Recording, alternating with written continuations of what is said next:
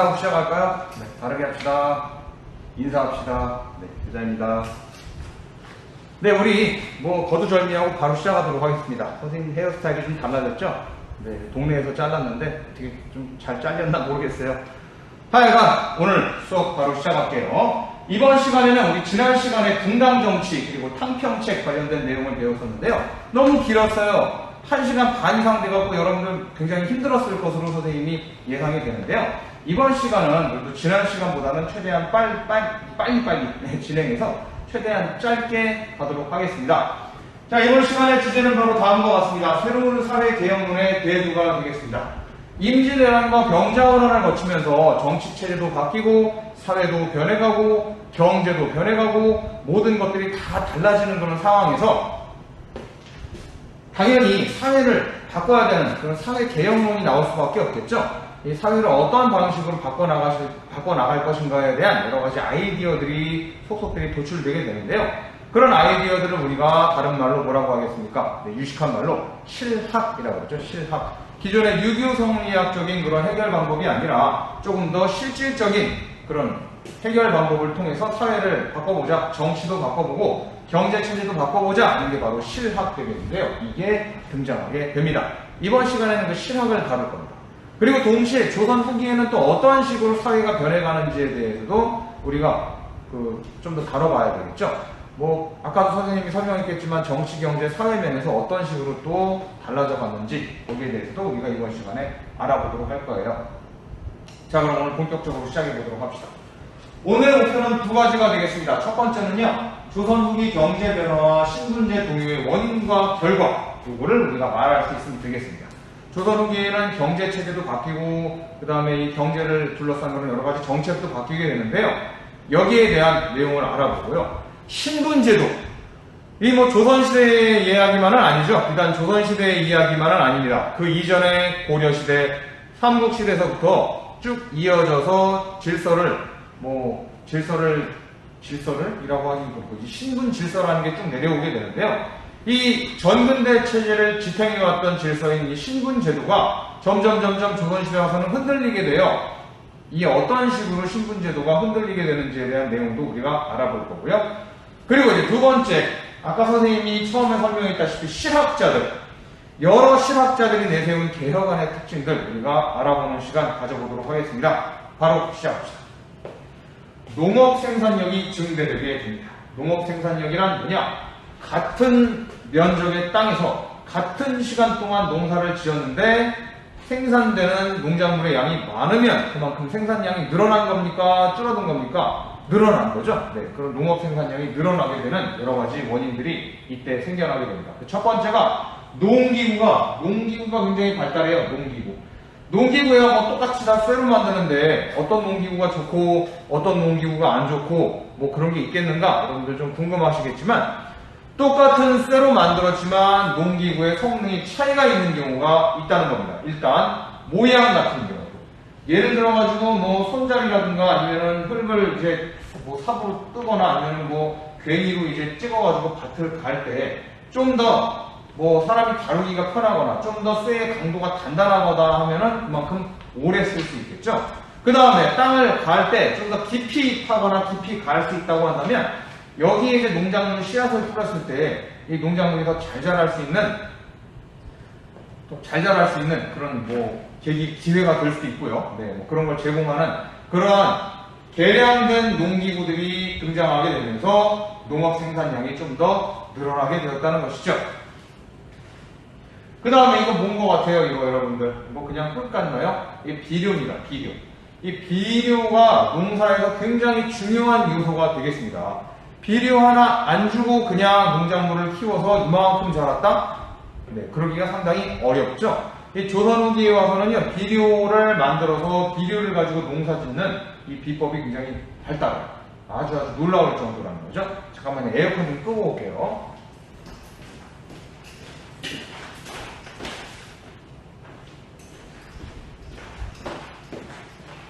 네, 끄고 왔습니다. 자, 이 비료를 사용하는 방법을 뭐라고 하느냐? 만들고 쓰는 방법을 시비법이라고 해요. 시비. 이 역사 작품 시비 건다 할 때 그랑 똑같은 글자가 되겠죠. 물론 한자는 다르지만 이 시비법이라는 거는 말 그대로 아까 선생님이 설명했던 대로 비료를 만들고 비료를 가지고 농사를 짓는 비법이 되겠는데요. 아무튼 이렇게 비료를 활용한 덕분에 농업 생산량이 더욱더 늘어나게 됩니다. 또 하나, 소를 이용한 농경, 즉 우경이 더욱더 확대되었다는 거죠. 우리나라에서 소를 활용해가지고 농사를 지었던 건 역사가 상당히 깊어요. 삼국시대, 고려시대 때도, 그리고 조선시대 때도 소를 이용해서 농사를 짓긴 지었는데, 세상 달라질 게 뭐가 있냐라고 생각하실 수도 있겠습니다. 그런데 소를 활용해서 농사를 지을 때 소의 등에다가 지우는 이러한 농기구들이 발달함에 따라 똑같이 옛날처럼 소를 활용해서 농사를 짓는다 하더라도 효율이 좀 더 높았다는 거죠. 이런 식으로 우경도 활발하게 이제 활용되면서 농업 생산량이 늘어났다는 겁니다. 옛날로 치면은 이런 소들은 지금의 트랙터가 되겠죠. 트랙터, 경운기 역할을 하고. 자, 이제 학습지 보도록 하겠습니다. 학습지 여러분들 23번이에요. 23번. 학습지 23번에 보면 농업 생산량이 증대되었다고 그랬죠. 양란 이후에, 임진왜란 병자호란 이후에 정부가 개간을 장려합니다. 개간이라는 건 뭐냐? 이 농지를 갖다가 못 쓰는 땅을 개척해가지고 농지로 만드는 걸 개간이라고 해요. 이 개간을 해가지고 경작지가 확대되었고 농업기술이 개발됩니다. 아까처럼 농기구가 개선되고 비료를 사용하는 시비법이 개선되고 그 다음에 소를 이용한 이 우경이 더욱더 활성화되고 하다 보니까 농업 생산량이 비약적으로 높아졌다는 거죠. 그 다음에 보호나 저수지. 그렇습니다. 농사 지을 때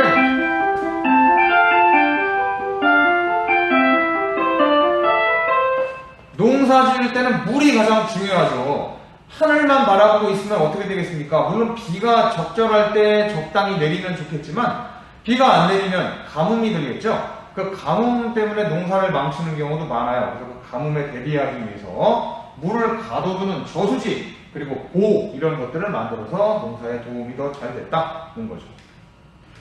그 다음에 모내기가 되겠습니다. 이거 뭐 하는 것 같아요? 모내기 하는 거죠. 자, 우리 동그라미 1번에 모내기법이라고 써봅시다. 모내기법. 노동력이 절감되고요. 그리고 생산량이 확대돼서 벼나 보리 이것다가 이모작이 확대가 됩니다. 그러니까 벼농사도 짓고 그 다음에 보리농사도 짓고 번갈아 가면서 여러 번 한 땅에서 1년 중에 여러 번 농사를 지을 수 있게끔 하는 벼와 보리의 이모작이 가능해졌다는 거죠. 벼농사 한 해에 몇 번 지을 수 있어요? 한 번밖에 못 짓잖아요. 이렇게 농사 짓고 한 번밖에 못 지으면은 땅을 너무 놀려두는 거 아니겠습니까? 그래서 땅에서 최대한 생산할 수 있을 만큼 생산을 해내는 그게 바로 이모작인데 벼와 보리를 번갈아 가면서 농사를 지을 수 있게끔 되었다는 거죠. 그만큼 생산량이 어떻게 되겠습니까? 늘어나겠습니까? 줄어들겠습니까? 당연히 늘어나겠죠. 이 모내기라는 거 여러분들 어떤 건지 정확히 좀 헷갈리시는 경우가 있을 거예요. 모내기 간단히 설명을 해드리도록 하겠습니다. 모내기 칠판에 이건 쓸 것도 없어요. 여러분 벼농사 어떻게 짓는다고 생각하십니까? 그냥 씨를 뿌려요? 그냥 뿌리면 땅에서 벼가 자라나? 그렇죠. 옛날에는 그렇게 했습니다. 옛날에 고려시대 초기 중기만 하더라도 그냥 벽씨를 뿌렸어요. 땅에다가. 그래가지고 그냥 자라나게 했습니다. 물론 땅을 파가지고 벽씨를 묻기도 했지만 그런 식으로 해가지고 비 내리고 그 다음에 가끔 물 주고 해가지고 벼가 자라나는 그런 식으로 농사를 졌는데 근데 여기에 문제가 있다는 겁니다. 어떤 문제가 있느냐? 벼가 자랄 때 벼만 자랍니까? 아니죠. 어떤 게 또 같이 자라겠습니까? 벼 외에 다른 잡초들도 그 땅에서 자라게 될 거라는 겁니다. 땅을 한 번 다 갈아 엎었어도 거기서 벼가 자랄 때 잡초들도 자라요. 바람에 실려가지고 잡초들 그냥 씨앗이 날라와서 거기 뿌리 내리기도 하고요. 그럼 잡초들이랑 벼랑 같이 자라면 벼가 잘 자랄까요? 잘 못 자랍니다. 왜 못 자라느냐? 잡초들이 벼가 먹어야 될 영양분을 다 뺏어 먹기도 하고 혹은 잡초들이 키가 크면은 그만큼 벼가 받아야 될 햇볕을 다 가려버리니까 벼가 잘 자라지 못하는 경우도 많이 있었다는 겁니다. 그래서 어떻게 했느냐? 그럼 잡초들만 뽑았어요. 잡초들만 뽑으면 되지. 근데 여러분 생각해보세요. 이 넓은 논에, 이 넓은 벼논에 잡초들만 골라가지고 뽑으면 여러분들 얼마나 힘들겠어요. 허리 아프고, 그 다음에 한 사람이 그걸 다 해요? 여러 명을 동원해서 뽑다 보면 노동력이 그만큼 더 많이 들어가지 않겠습니까? 그래서 사람들이 머리를 쓴 거죠. 어떻게 머리를 썼느냐? 바로 이 모내기를 했다는 겁니다. 모내기. 이 모내기가 뭔지 아십니까? 지금부터 설명을 해드리겠습니다. 일단 벼를 따로 심어 그냥 모판을 만들어가지고 이게 넓은 논에다가 벽실을 뿌려서 이제 키우는 게 아니라 조그만 미니멀한 조그만 모판에다가 벼를 키워요. 벼를 먼저 키워요. 그럼 벼가 어느 정도 자라겠죠?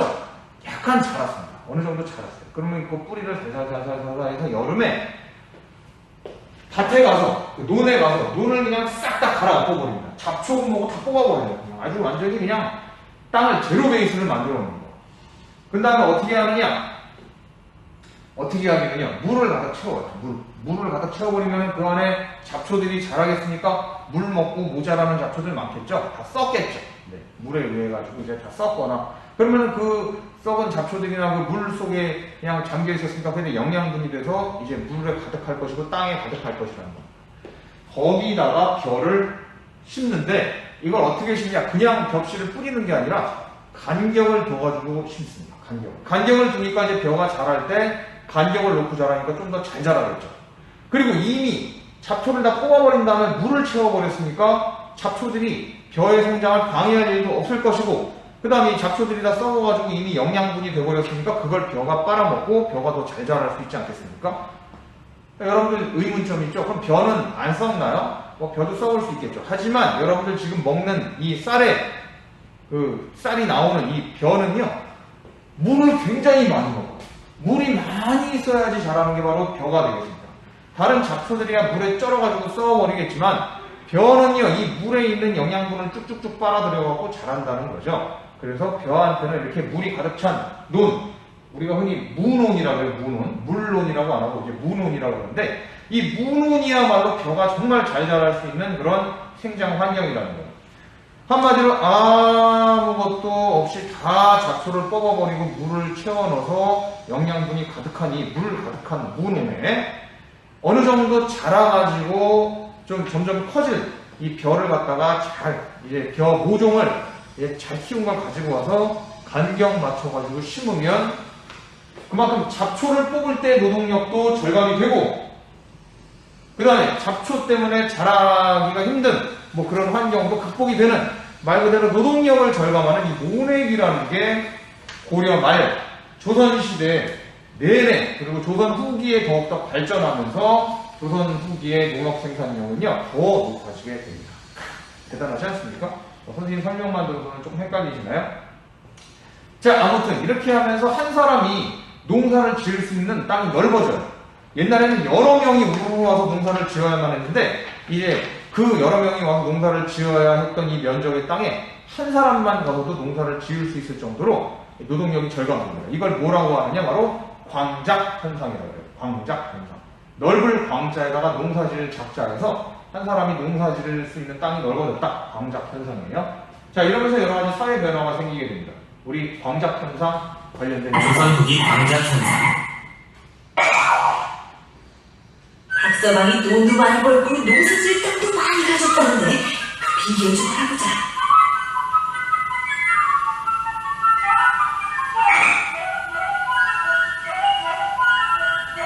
그야 농사법 덕택이죠. 모내기법으로 농사를 하니까 생산량이 많이 늘어났어요. 또 혼자서 넓은 땅을 경작할 수 있고요. 아, 그렇군. 나도 그렇게 농사를 지으면 아니, 죽여 무슨 저렇게 소란스럽지? 아니, 그 모내기법이 또 뭐가 때문에 우리가 이렇게 일을 할 수가 없어. 맞아요. 사람을 쓰지 않아도 혼자 농사를 지는 거 아니야. 박서방에게 땅을 빌려서 농사 좀 지어볼까 했는데 농사 지을 땅 어디서 구하지? 가만, 내가 땅이 있나? 혹시 땅이 있어야 그 농사법으로 돈을 벌 텐데. 아휴, 땅을 얻어야지. 박서방, 나 땅 좀 줘.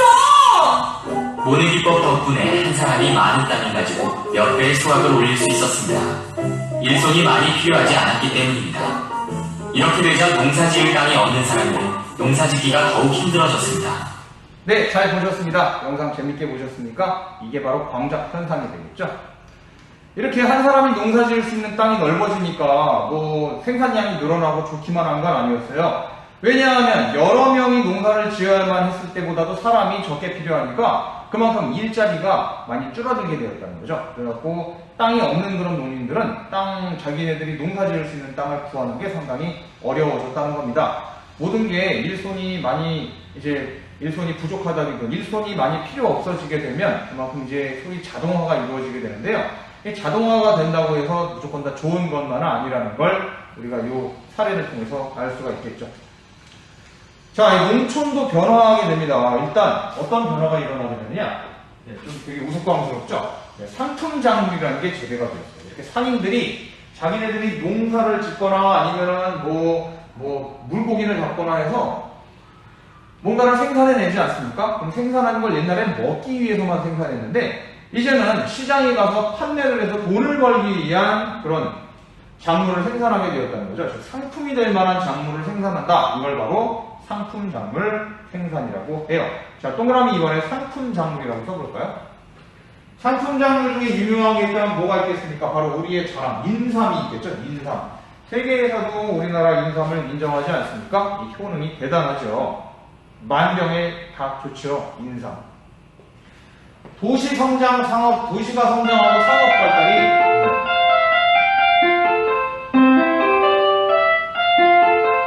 상업이 발달하는 것이 하나의 배경이 되었다는 거예요.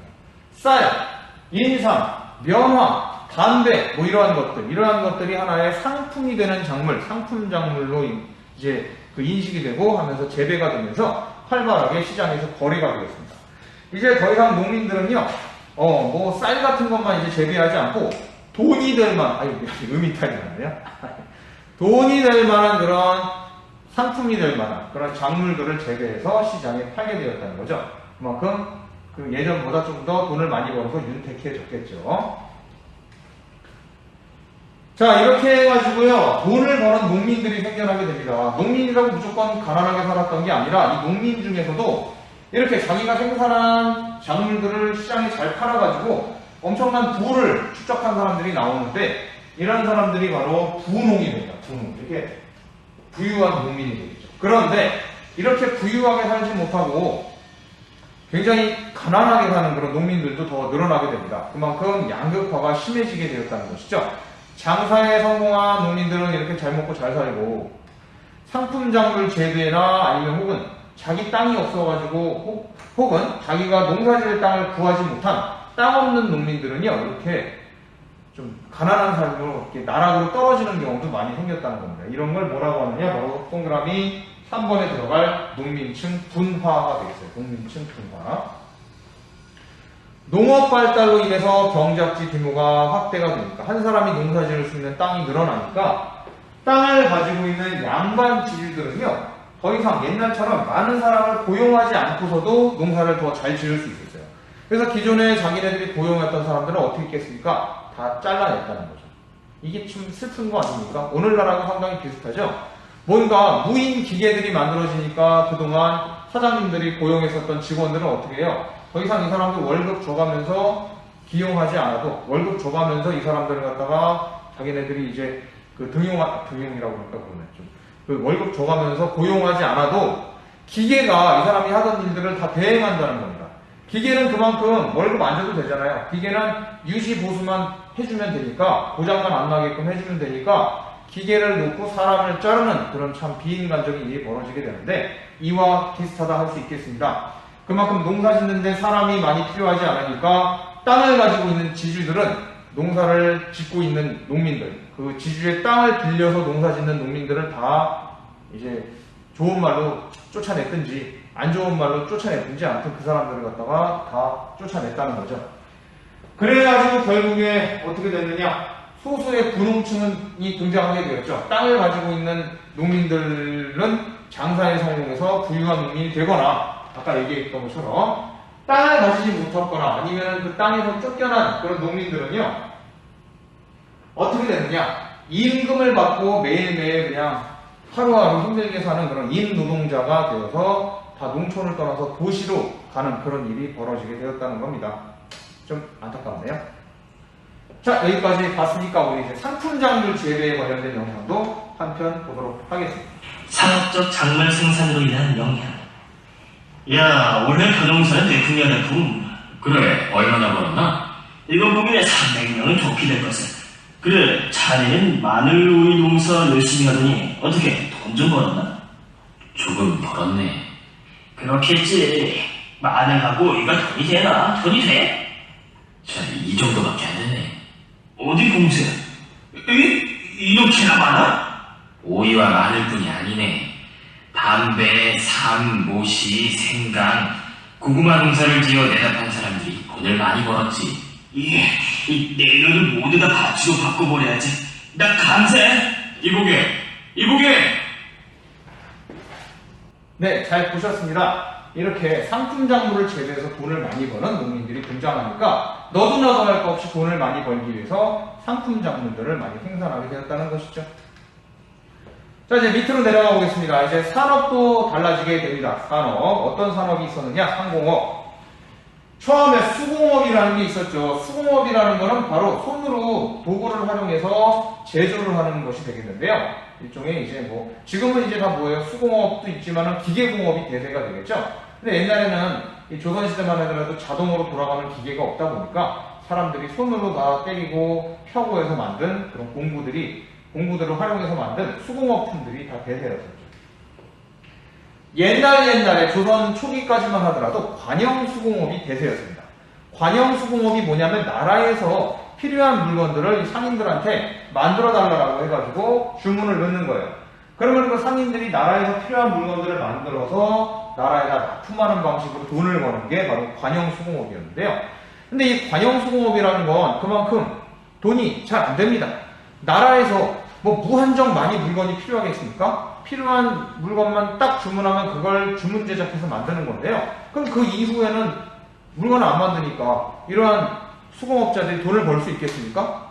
그럼 돈을 벌기는 상당히 힘들겠죠. 그래서 좀 불만들이 많았어요, 수공업자들이. 그 다음에 도시 인구가 점점 증가하게 됩니다. 옛날에 농촌에서만 살던 사람들이 이제 도시로 와가지고 임노동자가 되거나 혹은 뭐 이렇게 여러 거주지가 형성되면서 도시의 규모가 점점 커지게 됩니다. 조선시대에도 도시가 만들어지게 되었다는 것이죠. 그리고 아까처럼 상품 화폐 경제, 상품 작물을 갖다가 만들어서 시장에 갖다 파는 그런 경제 체제가 만들어지다 보니까 이걸 상품 화폐 경제 체제라고 하는데요. 이게 활성화돼요. 그리고 아울러서 대동법의 실시가 여기에 또 아주 그냥 박차를 가하는 그런 계기가 되었다는 거죠. 대동법이 뭡니까? 특산물을 직접 농민들이 내는 대신에 쌀로 나라에다가 공납을 내면 그걸 나라에서 모아가지고 나라에서 고용한 상인들이 전국 각지를 돌아다니면서 나라에서 필요한 특산물을 사갖고 오는 제도가 대동법 아니겠습니까? 그러니까 농민들은 쌀로만 내면 되니까 편하고, 그 다음에 나라에서는 그 받은 쌀을 모아가지고 나라에서 직접 상인을 고용해서 보내요. 그러니까 나라에서 공인받은 상인들이니까 또 얼마나 활동을 또 이렇게 거침없이 열심히 했겠습니까? 그러면서 그 대동법에 의한 그런 그 상인들이 다니면서, 이 사람도 공인이라고 하는데요. 공인들이 다니면서 여기저기 뭐 시세도 알아보고, 그리고 또 여기저기 또 물건 거래도 하다 보니까 전국의 유통망이 확대가 되면서 상업이 살아나게 됐다는 거죠. 그래서 어떻게 변하게 되었느냐? 판매를 목적으로 제품을 생산하는 민영수공업이 발달하게 되었다는 겁니다. 이 수공업자들이 나라에서 필요한 물건만을 만들어서는 생계를 이어가기가 힘들잖아요. 그러니까 일단 나라에서 필요한 물건을 만들어요. 예를 들어서 나라에서 부채를 만들어라. 부채를 100개 만들어라. 그러면 이제 100개를 만들어요. 근데 만들다 보면은 어떻게 되겠습니까? 200개도 만들 수 있고 300개도 만들 수 있잖아요. 그럼 나라에서 만들어 달라고 하는 100개를 만들어서 납품을 하고 남아있는 200개를 가지고 어떻게 하냐? 시장에 가가지고 일반 백성들을 상대로 장사를 합니다. 그러면 어떻게 되겠습니까? 잘 팔리면 돈을 많이 벌겠죠? 이런 식으로 해가지고 나라에도 팔고 그 다음 민간에도 판매하는 그런 민영수공업이 발달하게 되었다는 거예요. 나중에 가면은 이제 나라에서, 국가에서 요구하는 물건을 파는 그런, 만들어 파는 관영수공업보다 일반 백성들을 상대로 해가지고 물건을 판매하는, 만들어서 판매하는 민영수공업이 더욱더 발달하게 되었습니다. 왜? 더 돈이 되니까. 돈이 되니까. 자, 광업의 발달 보도록 하겠습니다. 광업. 광업이라는 게 뭡니까? 광산에 가가지고 뭘 채취하는 게, 자원을 채취하는 게 광업이죠. 지금 이거 뭐하고 있는 장면이냐면요. 광산 근처에 있는 냇가에서 사금을 채취하는 장면이 되겠습니다. 사금. 모래로 된 아주 알갱이 같은 그 금이 있는데요. 이걸 갖다가 아주 고운 체에다가 물을 이렇게 걸르면 돌 사이에 사금들이 약간 있어요. 그 사금들을 모으고 해가지고 불로 딱 녹여가지고 하나를 만들면 그게 바로 금이 되는 거죠. 네. 직접 갱도 안에 들어가가지고 그냥 광산에서 금을 캐는 것도 참 정말 힘든 일이긴 하지만 이렇게 사금을 채취하는 것도 힘든 일이었어요. 그렇지만 직접 광산에 들어가는 것보다는 이게 좀 더 덜 힘드니까 이렇게 사금을 채취하는 그런 업들이, 그런 광업들이 굉장히 유행을 했다는 거죠. 이것도 마찬가지였습니다. 수공업의 발달로 인해서 이 광산물에 대한 그런 수요도 증가하게 됩니다. 꼭 금이 아니더라도 은, 그 다음에 뭐 구리, 뭐 그 외에 여러 가지 철광석 이런 것들을 얻어내는 그런 광산업들이 유행을 하게 됐어요. 초반에는요, 그 다음에 무역 발달로 인해서 이제 금은 수요도 증가하게 됐으니까요. 초반에는 이 광업은 부역동원이었습니다. 나라에서 광산을 만들어가지고 그냥 동네 사람들을 강제로 끌어와서 광산에서 일을 시키는 거였어요. 그러다 보니까는 이 사람들이 강제로 그냥 반강제로 끌려왔으니까 이 사람들이 거의 그냥 자기네들이 부역으로 인해 동원됐으니까 일을 열심히 하겠습니까? 대충 그냥 때우다가 시간 때우다 집에 가자 이런 식으로 되지 않겠어요? 그래서 어떻게 해서 개발 방식을 바꿨느냐? 굉장히 자본주의적인 방식을 동원했죠. 나라에서 직접 운영하는 게 아니라 운영을 잘할 수 있는 그런 경영자를 선임해서 이 사람한테 광산 경영을 맡기는 거예요. 그럼 이 사람은 어떻게 하겠습니까? 끌고 와가지고 이제 이 일할 사람을 이제 징발해서 시키는 게 아니라, 부역을 해서 시키는 건 아니라 이런 사람들을 돈을 주고 고용을 해요. 그러면 자기가 돈을 벌기 위해서 이걸 하는 거니까 나름대로 옛날에 그냥 부역으로 끌려가서 일하던 사람보다는 의욕이 있지 않겠습니까? 이런 식으로 잘 경영을 했다는 것이죠. 그러다 보니까는요, 이 광산업이 발달하다 보니까 나라에 허가를 받지 않고 그냥 몰래 금을 캐가고 몰래 철광석을 캐가는 잠채라는 게 이제 유행을 하게 되었다는 겁니다. 잠채. 금, 은, 광이 개발이 활기를 띠면서 덕대라는 사람이 등장해요. 자, 동그라미 4번에 덕대. 떡대가 아니고 덕대. 이 덕대가 뭐냐? 오른쪽에 나와 있어요. 말생각 키우기에 4번 덕대. 자본을 동원하여 노동자를 고용하고 광산을 개발하는 전문 광산 개발업자를 덕대라고 합니다. 아까 선생님이 설명한 거죠. 나라에서 직접 경영하는 게 아니라 나라에서 민간 경영인을 데리고 와서 이 사람들로 여기를 경영하라고 해요. 이 사람은 전문가입니다. 그럼 이 사람은 이제 돈을 줘가면서 일할 사람들을 고용을 해서, 종업원들을 고용해서 이 사람들로 광산에 가서 일을 시켜서 이익을 창출하는, 그리고 거기에 나온 이익의 일부를 나라에다가 내고 나머지는 이 광산에 경영한 자기가 가져가거나, 그리고 이제 여기서 일한 사람들한테 월급을 주는 이런 체제로 운영이 되니까 운영이 잘 될 수밖에 없죠. 인간의 본성이 이익을 추구하는 그런 마음을 제대로 꿰뚫어 본 거 아니겠습니까? 그래서 광산이, 민간 광산이 아주 운영이 잘 됩니다. 자, 이제 상업 발달. 이게 조선 후기 사진은 아니고 개화기 사진이 되겠는데요. 뭐 개화기 때 이렇게 석조 건물들이 만들어지게 됐죠. 조선 후기에는 이런 석조 건물 이런 게 그 당시에는 아직 없었으니까. 하여간 상인들이 굉장히 밝게 웃고 있으면서 이제 좌판을 벌려놓고 장사를 하는 모습이 되겠습니다. 조선 후기로 가면서 상업이 발달하는데요. 아까 얘기했었던, 선생님이 얘기했던 나라에서 허가를 받고 전국을 돌아다니면서 특산물을 구해왔었던 공인들, 이 공인들과 그다음에 사상들, 사적으로 장사를 하는 그런 장사꾼들이 상업 활동을 주도하면서 이 조선 후기의 상업의 수준이 이제 올라가고 발달하게 됩니다. 자, 이렇게 좌판을 벌려놓고 이제 하는 상인들이, 소위 이제 점포가 없는 상인들을 뭐라고 했었죠? 난전이라고 했었죠. 난전. 점포를 갖춰놓고 장사를 하는 사람들은 시전상인, 점포가 없이 노점을 펼쳐놓고 장사하는 사람들을 난전상인이라고 했는데, 옛날에 정조 때 이전에는 금난전권이라는 게 있었어요. 이 노점을 갖다가 적발해서 없애버릴 수 있는 그런 권리가 점포를 가지고 있는 상인들에게 있었다는 겁니다. 그런데 정조 때 와서 그 사람들이 이 노점을 단속할 수 있는 권리, 이 금 난전권을 정조 때 폐지하게 돼요. 이제 노점상인이라고 하더라도, 즉 난전상인이라 하더라도 나라에 세금만 잘 내면 그 누구의 제재도 받지 않고 어느 정도 장사를 할 수 있게끔 그렇게 허용을 해준 게 바로 금난전권의 폐지가 되겠습니다. 이 이후로 상업이 더욱더 활성화되게 되겠죠. 물론 뭐 좀 따지고 들어가면 모든 시전상인들의 금난전권을 폐지한 건 아니고 그 육의전이라고 아주 메인이 되는 그런 가게들이 있어요. 얘네들한테는 허용을 해줬다고 하는데 그건 고등학교 수준의 지식이고 아무튼 여기까지만 아시면 되겠습니다. 그리고 일부 상인들 중에는요 도고로 성장하게 됩니다. 도고라고 하면 여러분들 어떤 거 생각하시면 되겠느냐? 대기업 생각하시면 되겠습니다. 대기업 수준으로 막 성장하는 그런 상인들도 등장하게 되어요. 그리고 이렇게 장시가 발달합니다. 우리 지금 이런 물건들이 많이 나와 있는 곳은 뭐라 그래요? 마트? 그렇죠. 이 마트를 우리말로 하면 뭡니까? 시장이잖아요, 시장. 근데 옛날에는 장시라고 했습니다. 장시, 거꾸로, 장시. 시장이나 장시나 엎어치나 매치나 장시가 발달해요.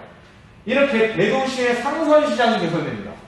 옛날에는 3일에 한 번 열리는 3일장, 5일에 한 번 열리는 5일장 이런 것들이 있었죠. 물론 지금도 지방에 가면은 그런 장들이 있긴 있어요. 근데 그런 3일장, 5일장 이런 거 외에 아예 매일매일 열려있는 그런 상설 시장이 만들어지게 돼요. 우리 이쪽에 뭐 계산시장이라든가 뭐 이런 데 있지 않습니까? 부평시장 뭐 이런 데처럼 언제나 열려있는 그런 시장이 만들어지게 됩니다. 그리고 지방의 그런 장시들을 돌면서 물건을 사다가 민간에 또 판매하고 뭐 민간에서 사다가 시장에 와서 판매하는 그런 식으로 보찜을 쥐고 돌아다니면서 장사를 하는 보부상들이 활약하게 되었습니다. 자, 동그라미 이번에 보부상 써보자. 보부상. 자, 또 스피디하게 전개해 볼까요? 여기는 어디입니까? 여기는 인천의 소래포구가 되겠죠? 그렇습니다. 강을 이용해서 장사를 하는 사람들도 등장하게 됩니다. 그 사람들을 바로 누구라고 하느냐? 포구 상인들이라고 하는데요. 배를 이용한 대규모 거래가 이루어지게 돼요. 배에는 물건을 많이 실을 수 있지 않습니까? 그래가지고 배로 물건을 떼다가 항구에서 이런 강가의 포구에서 거래를 하는 그런 포구 상인들이 발달하게 됩니다. 그래서 객주, 여각 등이 활발하게 활동을 하게 되죠. 포구 상인들의 그런 거점이 되는 그런 그 지역이 바로 이제 그 장소가 바로 객주, 그 다음에 여각 이런 데서 장사도 이루어져요. 여기는 숙박의 기능과 동시에 식사하는 뭐 이런 그런 여러 가지 기능도 있고 밥도 먹고 잠도 자고 여기서 장사도 하는 그런 아주 다목적인 소위 이제 거래 포탈이었다라고 여러분들 이해하시면 되겠습니다. 핫플레이스죠. 네. 넘어갑시다. 자, 그다음에 화폐가 발달하게 됩니다. 화폐. 옛날에 여러분들 이 돈이 있기 전에는 뭐였습니까? 대부분 물물교환이었죠. 이 물물교환이 좀 더 발달한 게 바로 현물화폐였어요. 쌀로다가 거래를 했다는 거죠. 쌀 몇 마지기로 쌀 뭐 몇 섬으로 뭐 이런 쌀 몇 마지기래. 쌀 몇 섬으로 뭐 쌀 뭐 한 가마니 두 가마니 뭐 이런 식으로다가 거래를 했다는 겁니다. 물론 옷감도 있었죠. 그런데 옷감이나 쌀이 모두 품질이 똑같습니까? 다를 수 있겠죠.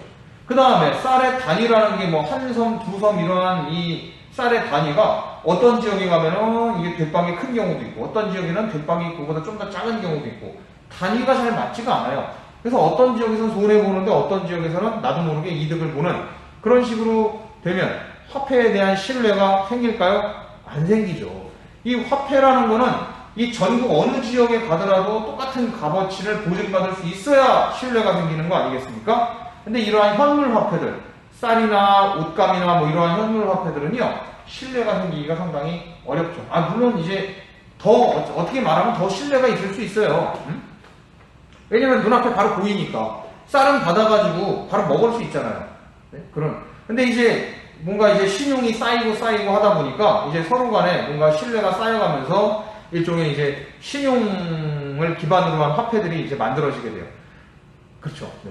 그 다음에 현물 화폐라는 거는 뭐 딱 그 자체가 하나의 물건이니까 뭐 신용이 있을 수는 있겠지만 뭐 신뢰가 생길 수는 있겠지만 이 화폐 자체가 너무 무겁지 않습니까? 쌀도 보관하기 어렵잖아요. 썩어버리면 어떻게 해요? 그래서 보관하기도 간편하고 썩지 않는 그런 신뢰를 기반으로 한 고차원적인 화폐가 뭐가 있을까 해서 보관도 유리하고 그 다음에 운반도 유리한 그리고 값어치를 어느 정도 이 쌓여져 있는 이 신뢰를 기반으로 해서 신뢰할 수 있는 그런 화폐가 바로 이러한 동전 화폐들이 만들어지게 되었다는 겁니다. 동전 화폐들.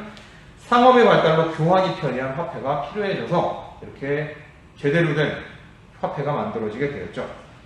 설명하는 게 참 어렵네요. 경제 관련된 게 나오면 급격히 역사가 어려워집니다. 네, 넘어갈게요. 뒷장. 무역이 또 발달해요. 무역. 우리나라에도 내로라는 그런 상인들이 있습니다. 부산의 내상, 그 다음에 서울의 경강상인, 그리고 개성이고 유명한 송상, 그리고 저기 의주에 있는 만상들이 바로 그러한 상인 집단이 되겠는데요. 이러한 상인 집단은 다음과 같습니다. 특징들 여러분들 쭉쭉 보시면 돼요. 의주를 근거지로 활동하고 청과의 무역을 주도했던 게 만상, 그리고 부산의 동래를 근거지로 해서 일본과 무역을 주도했던 게 바로 내상, 그 다음에 동그라미 6번에 뭐예요? 송상. 송상은 개성을 근거지로 활동했던 상인들이었어요. 중개무역을 많이 했어요. 청나라와 일본 사이에 중개무역하고 인삼을 많이 팔았죠. 내상. 그리고 한강을 근거지로 배를 이용해서 장사를 했던 경강상인들도 우리가 잊어버리면 안 되겠습니다. 자, 이제 바로 들어갑시다. 신분제. 신분제가 흔들리게 되는데, 신분제가 어떻게 흔들리냐? 이게 뭔지 아십니까? 이거는 공명첩이라고 불리우는 종이가 되겠습니다. 공명첩이 뭐냐? 이름 쓰는 란이 비어있는 종이가 되겠습니다. 이름 쓰는 란이 비어있는 종이가 무슨 값어치가 있느냐? 이름 쓰는 란은 비어있지만 관직은 들어가 있어요. 관직은.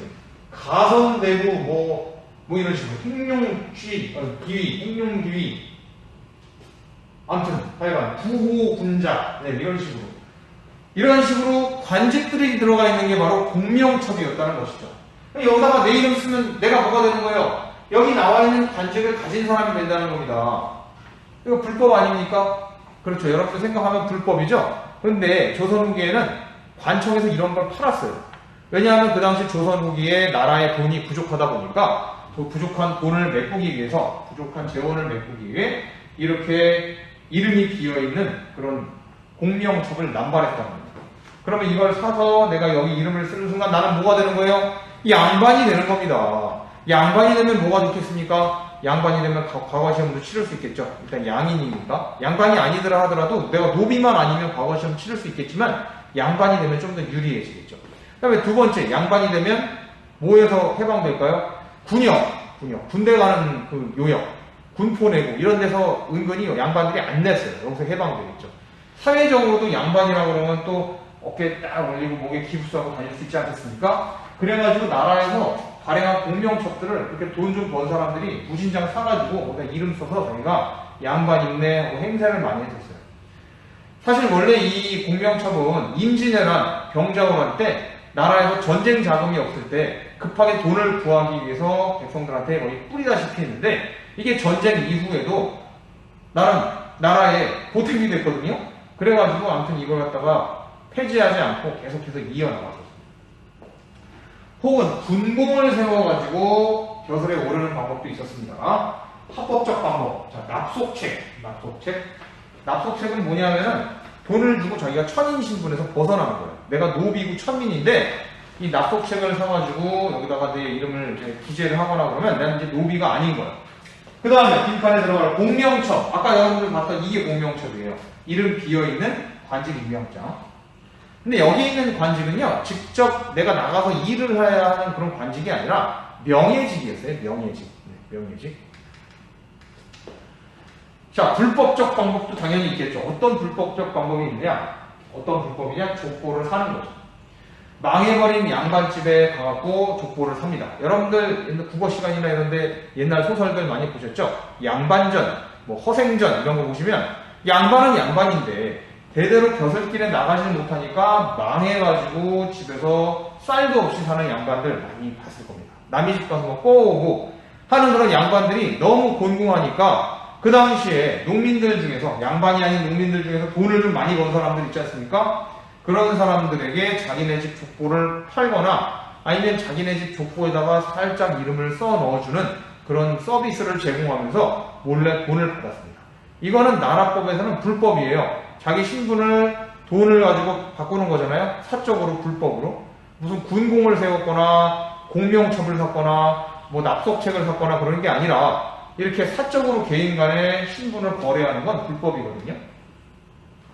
자, 이렇게 해갖고 남의 집 족보에다가 조그맣게 자기 이름을 뭐 써서 넣는다거나 아니면 뭐 남의 집 성씨를 산다거나 이런 식으로다가 족보 위조가 이루어졌다는 것이죠. 이렇게 족보도 위조하고 호적도 위조하는 등등의 방법을 써서 이런 신분제도에서 자기가 우위를 점하기 위해서 이런 일들도 많이 벌어졌습니다. 신분별 변화가 일어나게 돼요. 양반, 자, 표정이 상당히 안 좋죠? 여기저기 다 막 꼬맨 자국들이 많습니다. 아무리 양반이면 뭐합니까? 신분이 대대로 계속해서 관직에 진출하지 못하면 혹은 돈을 벌지 못하면 양반도 이렇게 힘들게 살았습니다. 붕당 정치가 변질하면서 권력층이 아주 소수만이 권력을 갖게 되었고 대부분의 양반들은 이 권력층에서 다 탈락하게 되었죠. 그리고 하층민이 신분 상승을 해가지고요. 양반이 막 늘어나요. 그러니까 자기가 신분을 갖다 고친 다음에 남이 동네로 가버리면 이 사람이 양반이었는지 노비였는지 뭔지 알 수가 없다는 거죠. 그런 식으로 자기가 신분을 사서 다른 지역으로 떠나버려서 신분을 위조하고 세탁하는 그런 일들이 벌어지면서 양반의 권위가 떨어지게 되었습니다. 옛날에 양반이 조금 있을 때는 그만큼 권위가 많았는데 희소성이 있었는데 희소성. 네. 근데 양반들이 점점 늘어나니까 양반들의 희소 가치가 떨어지는 거죠. 그러니까 아저씨들 막 싸우고 이렇게 야 이 양반아 저 양반이 이 양반이라는 말이 굉장히 조선 시대에는 굉장히 높은 지배층을 뜻하는 단어였는데 지금은 그냥 남 막 그냥 어디 동네에서 남들끼리 싸울 때 쓰는 일종의 욕 비슷한 말로 쓰지 않았습니까? 이 양반 저 양반. 자, 중인 그림이 상당히 좀 깔끔하죠? 중인, 서울 중인층의 문과 응시 자격이 상당히 중요하게 되었고요. 관직 진출 허용 요구가 일어나게 됐어요. 중인들은요, 주로 서자들이에요. 서자. 홍길동 생각하시면 됩니다. 아버지는 양반인데 어머니가 뭐 양반이 아니거나 혹은 뭐 천민이거나 뭐 이런 경우. 그냥 양반이 아닌 일반 양인이거나 이런 경우에는 흔히 막 반쪽짜리 양반이라 그러면서 막 서자, 얼자라 그랬어요.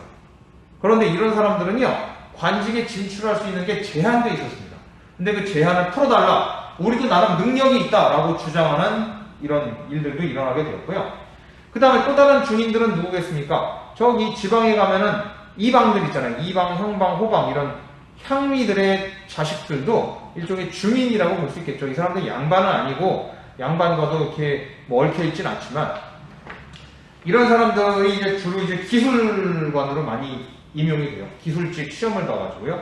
뭐 역관, 이제 통역관들 이런 사람들이 이 세상이 바뀌어가면서 우리도 나름대로 사회적 지위가 올라왔다 이렇게 주장을 하죠. 이 통역관들 중에는요 무역에 이제 참가를 해갖고 무역에 이 뭐랄까 개입이라고 그러는 그렇고 단어가 떠오르질 않네요.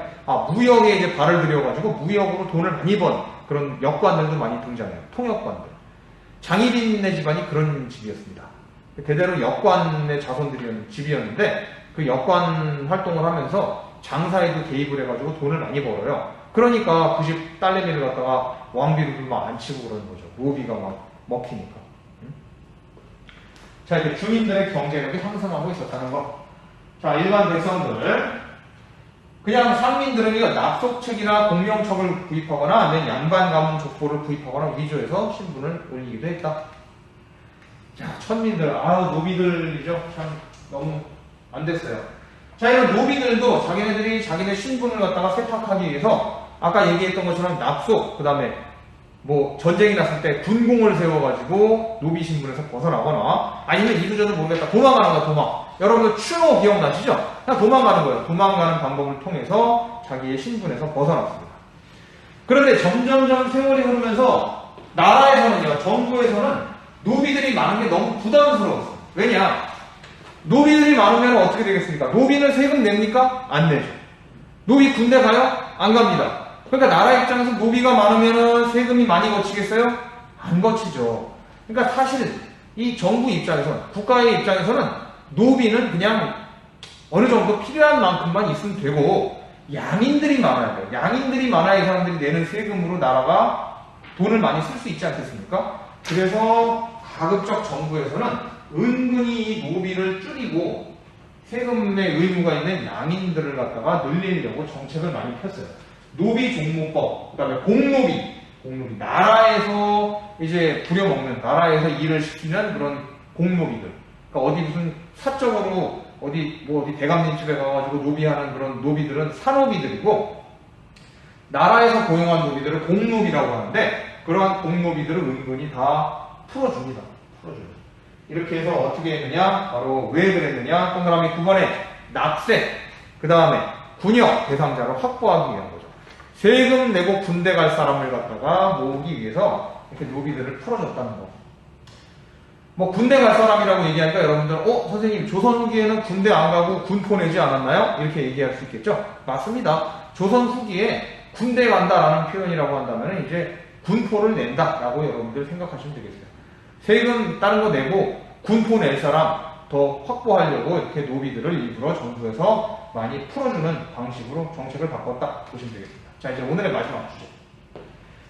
향촌 사회도 변화해요. 옛날에 양반 신분만 가지고 있으면 시골에서 이 지방에서 떵떵거릴 수 있었습니다. 내가 뭐 옛날에 겨술을 했던 사람의 후손인데 그냥 우리 고향에서 내가 양반의 후예야 라고 살고 있으면 떵떵거릴 수 있었는데 이게 점점 바뀌었다는 거예요. 하락을 하게 됐다는 거예요. 그럼 새롭게 어떻게 됐느냐? 몰락 양반이 증가해가지고 향촌에서 권위가 약화됩니다.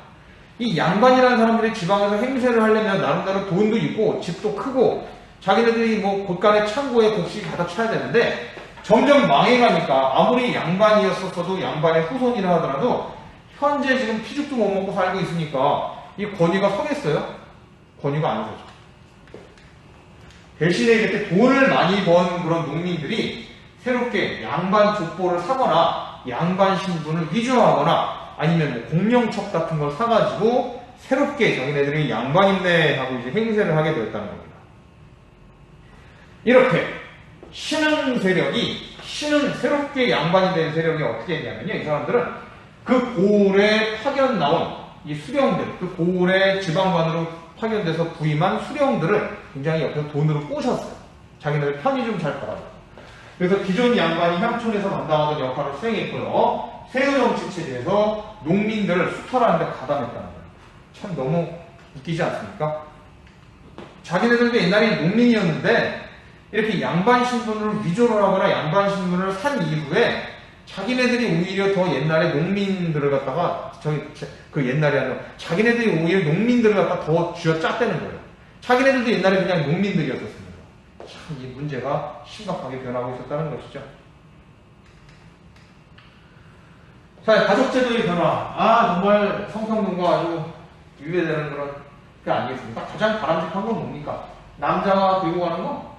여자가 들고 가는 거? 아니죠. 둘이 같이 양쪽에서 잡고 들고 가는 게 가장 아름다운 진정한 의미의 양성평등에 부합되는 장면이 되겠죠.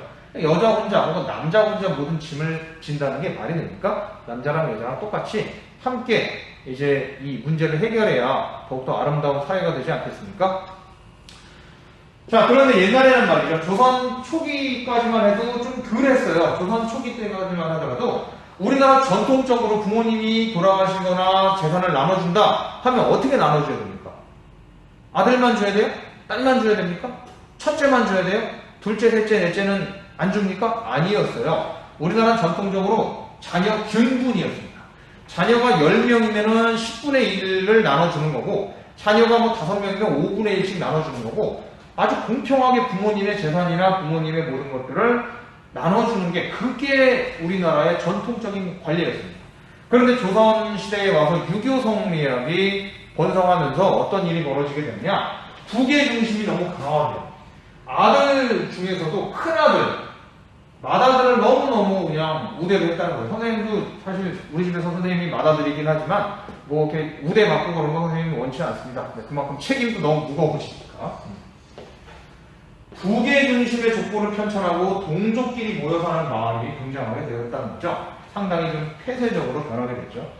그 다음에 여자들의 지위가 약화되었었어요. 옛날에 고려시대 때만 하더라도 여자가 집안에 이제 주인이 돼가지고 이제 뭐랄까 가장이 돼가지고 재산도 직접 물려받아서 혼자 자기가 쓰고 경영하는 그런 일들이 아주 비일비재했는데 조선 후기로 가면서 점점 여성들의 지위가 약화되면서 재산 상속의 권리가 좀 상실되고 그리고 정절을 중시하는 그런 풍조가 만들어지게 되면서 여성의 지위가 많이 위태위태해지고 약화되었다라는 거죠.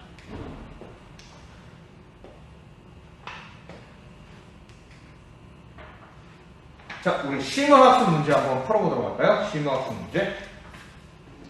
선생님 따라오세요. 선생님은 심화학습 문제 없는 줄 알았어요? 아니, 그래갖고 시점 문제 먼저 써놨네. 자, 심화학습 문제 풀어보도록 합시다. 심화학습 문제 1번 뭐겠습니까? 조선 후기에 전국적으로 보급된 무슨 법? 네, 모내기법 되겠죠? 모내기법. 2번 정조 시기 뭐가 폐지돼서 상인들이 자유롭게 상업활동을 했습니까? 난전을 금할 수 있는 권리, 금난전권이 폐지가 되죠. 금난전권. 네, 3번 송상. 송상은 어디를 근거지로 활동했나요? 개성을 근거지로 활동했죠. 개성. 그래가지고 어떤 걸 주로 판매했느냐? 그 유명한 개성. 인삼 되겠습니다. 인삼. 여러분 인삼 좋아하십니까? 자, 4번 양난 이후 정부는 부족한 재정을 확보하기 위해 돈을 받고 명예관직을 판매한 명예관직을 갖다가 팔아먹은 자기 이름 비어있는 문서 뭐예요? 공명첩 되겠죠? 공명첩 사가지고 양반으로 가서 사람들이 양반화 되지 않았습니까?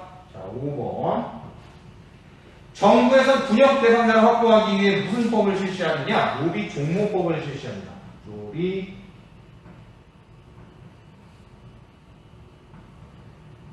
종목법. 네, 이렇게 정리해 볼 수 있겠군요. 자, 이제 첫 번째 장은 여러분들 잊어버리고 이제 두 번째 장 보도록 하겠습니다. 두 번째 장.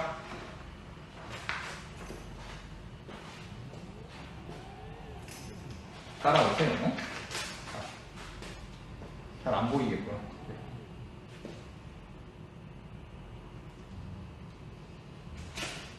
네, 칠판이랑 여기를 동시에 보여드리려고 각도를 좀 조정했습니다. 임진왜란과 병자호란을 겪으면서 이렇게 조선은 나락으로 떨어지게 되었어요. 조선 후기에 사회경제적인 변동이 일어나게 되었고, 그리고 이론에 치우친 성리학이 현실 문제를 해결하는 게 상당히 어려웠다는 것이죠. 성리학적 해결 방식과 실학적 해결 방식이 다릅니다. 이렇게 해서 이제 실학이 등장하게 된 건데, 예를 들어 생각해 봅시다. 성리학에서는 의자와 다리가 4개가 있는데 의자 다리가 부러졌어요. 그럼 그 의자에 앉을 수 있겠습니까? 못 앉겠죠. 그럼 성리학적으로 이걸 어떻게 해결하겠습니까?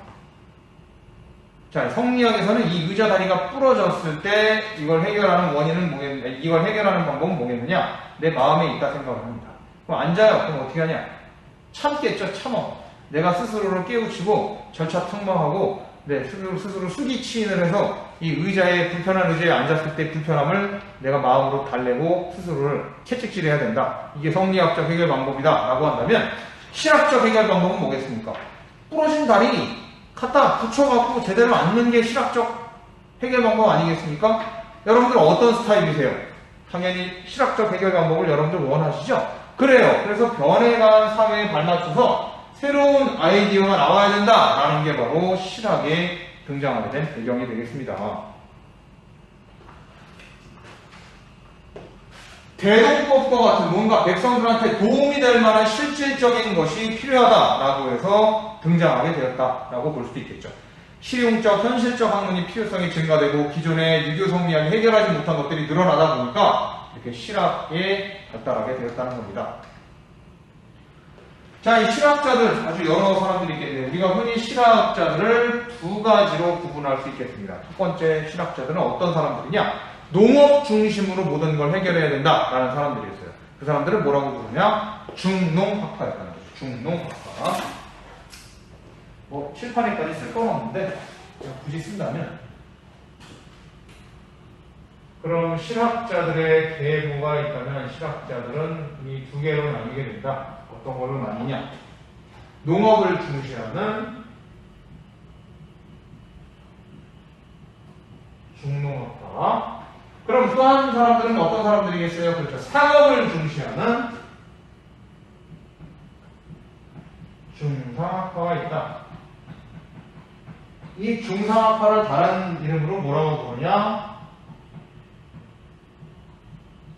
북학파라고 불릴 수 있겠습니다. 북학파.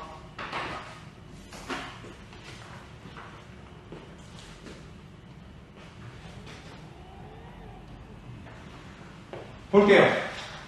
자, 이 중농학파의 1번 타자가 바로 누구냐? 유형원 선생님이 되겠습니다. 농업 중심의 개혁의 선구자가 되겠죠. 이 유형원 선생님은 뭘 주장을 했느냐? 유형원은요, 균전론을 주장했어요. 토지가 없어서 문제가 생기는 것이다. 모든 농민들이, 모든 백성들이 평등하게 토지를 가진다면, 모두 토지를 갖고 있는다면, 당연히 어떻게 되겠는가? 농사 짓는데 문제가 없고, 나는 경우가 없을 것이다. 생산량이 고루고루 생길 것이다. 생산이 고루고루 이루어지기 때문에 다들 굶지 않을 것이다. 라는 걸 주장을 했죠. 물론 이 유형원 선생의 이 토지 균분론은요, 균전제는 모든 사람들을 다 균등하게 토지를 주자는 게 아니라 양반이나 상민이랑 뭐 이런 사람들의 계층에 따라서 토지를 차등으로 나눠서 주자는 거예요.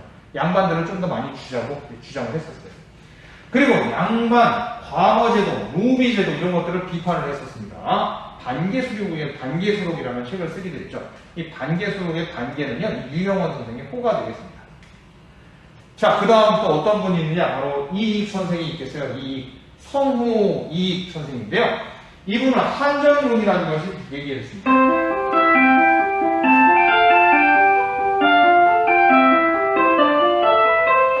토지를 주기만 하면 끝나는 게 아니다. 이 토지를 가지고 있다가 먹고 살기가 힘들어서 토지를 팔아야 될 경우도 생기는데, 그러면 그 사람은 토지를 팔아버리고 더 이상 토지가 없으니까 더 빈곤한 삶을 살게 된다는 거죠. 그래서 이 이익 선생의 말씀은요, 토지를 주기는 주되 이 토지를 판매하지 못하는 토지, 자기가 끝까지 죽든 살든 가지고 있어야 되는 토지를 제한을 둬가지고 뭔가 농민들의 생활을 안정화시키자 하는 게 바로 한전론이라는 그런 주장이 되겠습니다. 성호사설이라는 책을 쓰셨어요. 성호는 이익 선생의 호가 되겠죠. 자, 그 다음에 그 유명한 우리 정약용 선생님이죠. 다산 정약용 선생님은 어떤 이야기를 하는가. 자, 동그라미 10번에 정약용 써봅시다. 정약용. 이 정약용 선생님이 여전론이라는 걸 주장했습니다. 여전론이 뭐냐? 그 마을이 공동으로 토지를 소유하는 거예요. 개인이 토지를 갖고 있는 게 아니라 그 마을 공동으로 토지를 소유해서 거기서 열심히 모여서 일을 하는 겁니다. 농사를 지어서 일을 열심히 많이 하는 사람은 많이 가져가고, 일을 좀 적당히 하는 사람은 적당히 가져가고, 일을 적게 하는 사람은 적게 가져가는 그런 식의 공동경작부 분배를 통해서 공동체를 안정시키자라고 주장했어요. 통치 권력은 백성들에게서 나온다라고 주장했던 분이 되겠죠. 훌륭하신 분입니다. 자, 여기에 반대되는, 꼭 반대된다라고 하긴 그렇고, 이와는 다른 그런 주장들도 있었는데, 상업을 중심으로 조선의 경제를 개혁해야 된다라는 실학자들이 있었습니다. 이들을 우리는 중상학파라고 부르죠. 별명은 이제 북학파예요. 북학파. 자, 이 사람들의 주장의 배경은요, 청나라가 발달해. 청나라가 막 발전을 했어요. 도시가 막 성장을 했어요. 상공업이 발달하면서 사회경제적 변화가 일어나니까 언제까지도 농업에만 우리가 매달릴 수 없다. 상업과 공업도 키워야 된다라고 주장했던 거죠. 그리고 이들의 주장은 상업, 공업을 진흥시켜야 된다. 상공업을 진흥시켜야 된다. 그 다음에 기술을 혁신해야 된다. 그리고 청나라의 문물을 받아들여야 된다. 선진화된 문물을 받아들여야 된다라는 그런 주장을 폈습니다. 이들 중에 어떤 분이 있냐? 그 유명한 연암 박지원 선생님 있죠? 직접 청나라에 가서 문물을 경험하고 오신 그런 선생님이 되겠습니다. 이분은 어떤 이야기를 했느냐? 이분 이야기를 하기 전에 몇몇 그런 이제 중상학파, 북학파 학자들의 이야기를 보도록 하겠습니다. 이 연암 박지원 선생님은 대표적인 그런 학자가 되겠고요. 유수원 선생은요, 산업공상의 직업적 평등을 강조했어요. 그러니까 선비가 됐건, 양반이 됐건 간에, 농민이 됐건 간에, 상인이 됐건 간에, 공인이 됐건 간에, 제조업자가 됐건 간에, 다 직업적으로 평등하다라는 걸 주장했고요. 홍대용 선생은 문벌제도를 폐지하자, 그 다음에 중국 중심의 세계관을 비판했어요. 그 다음에 아까 설명하는 그 박지원 선생, 연암 박지원 선생은 우리나라는 수레를 너무 안 쓰고, 선박을 좀 등한시해서, 수레와 선박을 이용해가지고 좀 더 활발하게 경제를 활성화시키자, 유통을 활성화시키자라고 주장했고요. 화폐를 유통할 것을 주장했고, 양반제도가 얼마나 웃기는 제도인지를 여러 패러디 소설을 많이 썼죠. 그러니까 풍자 소설을. 네, 양반전, 허생전 뭐 이런 것들을 저술했어요. 열하일기라는 그런 기행문도 쓰셨죠. 박제가 선생은 소비가 중요하다 생각했습니다. 돈은 모아두기만 하면 장땡이 아니라 돈을 계속 써야지 돈이 돌면서 경제가 살아난다는 일종의 현대 경제학적인 그런 의견을 제시하신 분이 되겠습니다. 청나라의 통상을 강화하고 북학의를 저술하시기도 하셨죠. 자, 이러한 상공업 중심 개혁론 그리고 농업 중심 개혁론에 관련된 이 실학자들의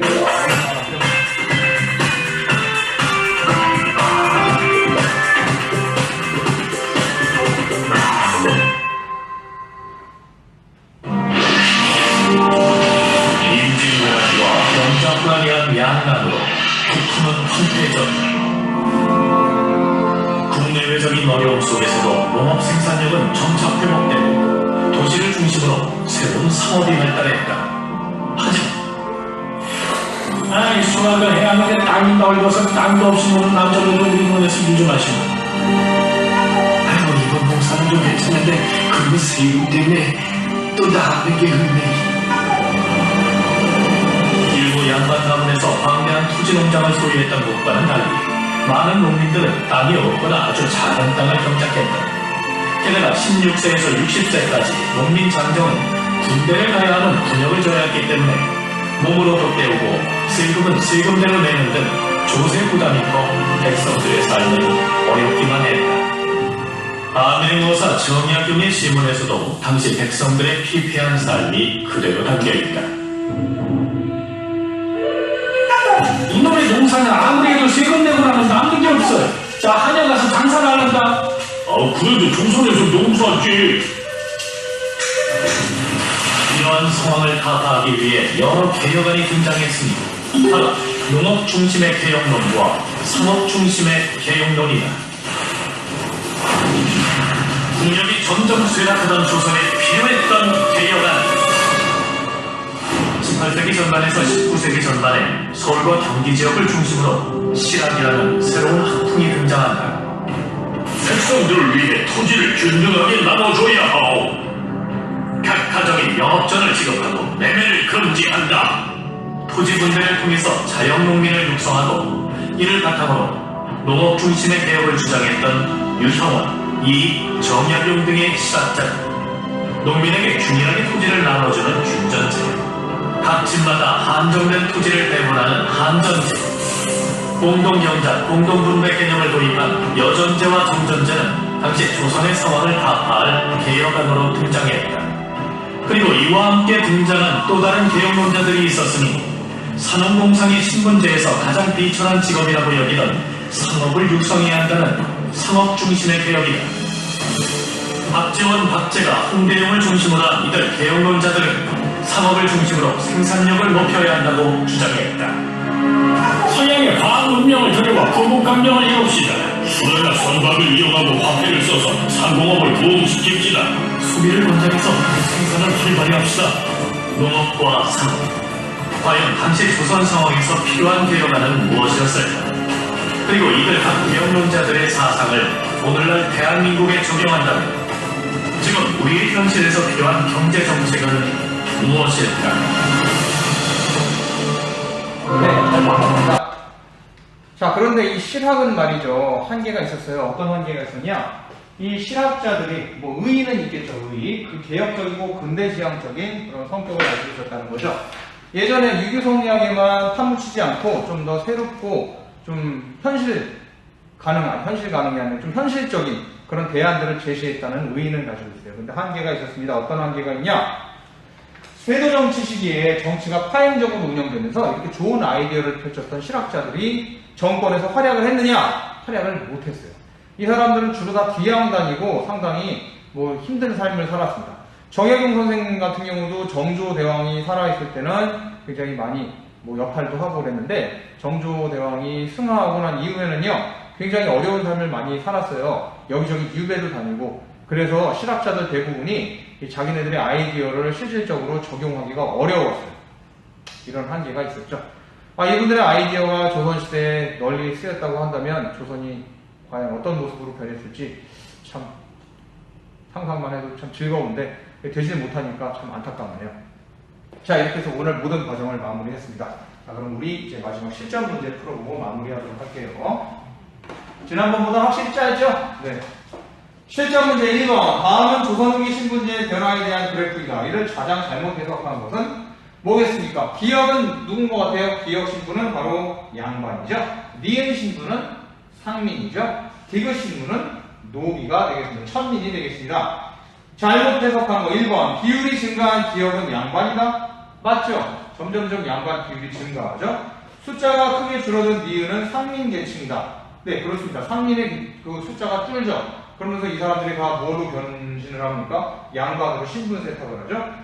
3번. 조선의 신분제도가 무너지고 있음을 보여준다. 당연하죠. 4번. 정부는 군역 대상자 확보를 위해 디귿을 해방시켰다. 그렇습니다. 디귿이 노비잖아요. 군역을 질 사람들을 늘리기 위해서 노비들을 많이 해방시켜줬다는 건 아까 그랬죠. 네. 그 다음에 5번. 기역 계층의 증가는 양반의 증가는 양반의 사회적 권위를 강화시켰나요? 아니죠. 오히려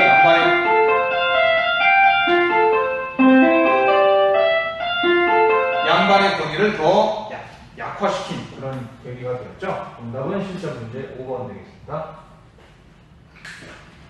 2번 봅시다. 임진왜란 병장을 한 이후 농촌사회에 대한 설명으로 옳지 않은 것은 자 1, 2, 3, 4번 다 정답이 되겠습니다. 5번. 경장 면적이 넓어지면서 농민들이 땅 얻기가 더 어려웠죠. 지주들이 혼자서 혹은 적은 인원으로 농사를 지을 수 있으니까 기존에 고용했던 농민들을 다 쫓아버렸어요. 그래서 더 어려워졌습니다. 땅 구하기가 정답이 5번 되겠습니다.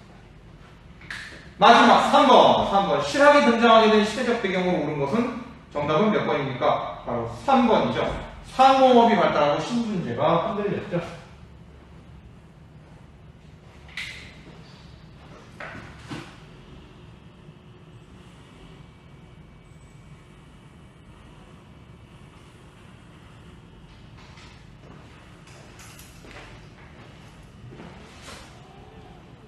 자, 이렇게 해서 모든 오늘 수업의 과정을 다 마무리했습니다. 다음 시간에 어떤 내용이냐고요? 보여드릴게요. 다음 시간엔 조선사회의 변동 세 번째 단원 새로운 문화의 발전을 보도록 하겠습니다. 여러분들 우리만의 뭐 서민적인 문화가 이때 이제 꽃을 피게 되는데요. 이거 한번 보도록 할게요.